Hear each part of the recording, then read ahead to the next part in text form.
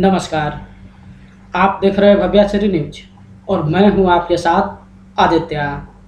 कौन बनेगा करोड़पति के मंच पर 24 दिसंबर को हॉट सीट पर विराजमान हुए थे दिलीप कुमार बरसीवाल। देखिए इनकी तस्वीर हम आपको स्क्रीन पे दिखा रहे हैं, जो कि झुंझुनू राजस्थान के रहने वाले हैं।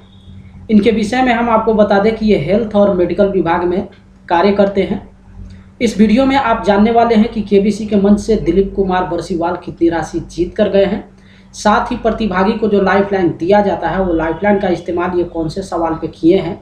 लेकिन उससे पहले हम आपको बता दें कि कौन बनेगा करोड़पति के मंच पे जब महानायक अमिताभ बच्चन इनसे पहला प्रश्न ही पूछे हैं तो उसी प्रश्न पे ये गेम को ट्वीट कर दिए हैं।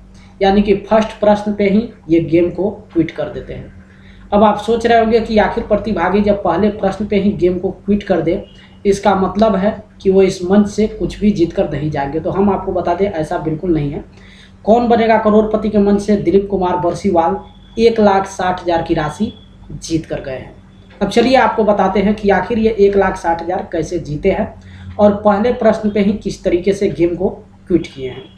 तो ये जो जानकारी हम आपको दिए हैं ये 24 दिसंबर के विषय में आपको बताए हैं कि 24 दिसंबर को जब ये हॉट सीट पे विराजमान होते हैं तो महानायक अमिताभ बच्चन इनसे पहला सवाल जो है वो 3,20,000 का पूछते हैं और उसी प्रश्न पे ये गेम को क्विट कर देते हैं।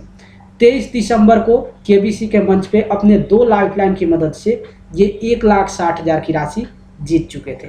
2 लाइफलाइन में पहला लाइफलाइन ऑडियंस पोल और दूसरा था वीडियो कॉल और फ्रेंड। ये 2 लाइफलाइन का इस्तेमाल ये 23 दिसंबर को केबीसी के मंच पे कर चुके थे और दोनों लाइफलाइन की मदद से 1,60,000 की राशि जीत चुके थे।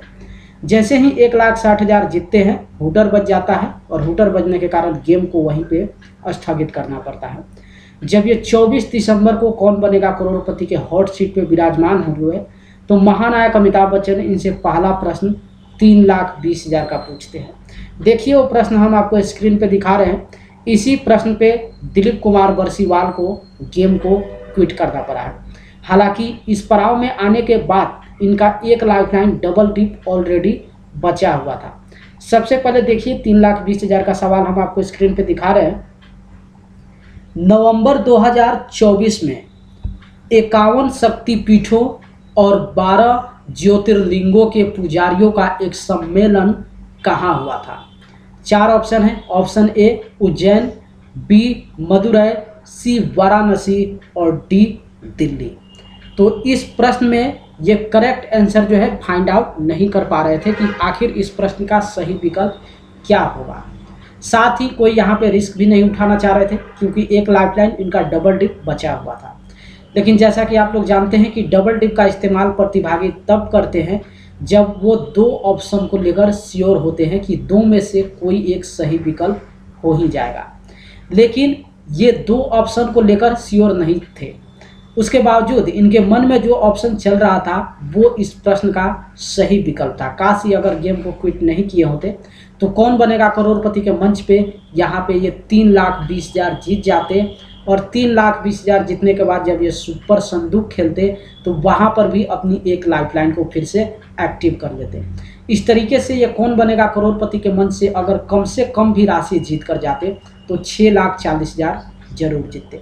लेकिन दुर्भाग्य से ऐसा हुआ नहीं है और इसी 3,20,000 के प्रश्न पे ये कोई रिस्क नहीं उठाना चाहे, क्योंकि अगर ये गेस के आधार पे ऑप्शन लॉक करवाते और वो गलत हो जाता तो जहाँ एक तरफ ये इस मंच पे 1,60,000 की राशि जीत चुके थे ये सीधे नीचे गिर जाते 10,000 पे। इसी को लेकर यहाँ पे ये गेम को क्विट कर देते हैं और कौन बनेगा करोड़पति के मंच से 1,60,000 की राशि जीत कर जाते हैं। जैसा कि आप लोग जानते हैं कि गेम को क्विट करने के बाद ऑडियंस को इस प्रश्न का सही जवाब बताना होता है। तो दिलीप कुमार बरसीवाल अपने गेस के आधार पे या फिर जो ऑप्शन इनके माइंड में चल रहा था उस ऑप्शन को यानी कि ऑप्शन सी वाराणसी को लॉक करवा देते हैं, जो कि इस प्रश्न का बिल्कुल सही विकल्प हो जाता है। अगर यहाँ पे ऑप्शन सी को ये लॉक करवा देते तो जीत जाते सीधे डबल राशि 3,20,000।